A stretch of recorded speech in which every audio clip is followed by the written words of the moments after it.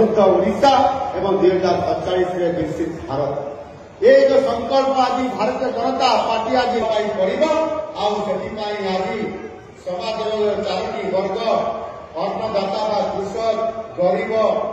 समाज मुख्य क्षेत्र में सामिल करने आपंकर सरकार अनेक योजना कर आज गुरुत्व आज गरीब को आज आम सरकार गुरुत्व देती मोदी जी नेतृत्व कांग्रेस दल दिने विरोध करुला आज ओडिशार मुख्यमंत्री जड़े आदिवासी को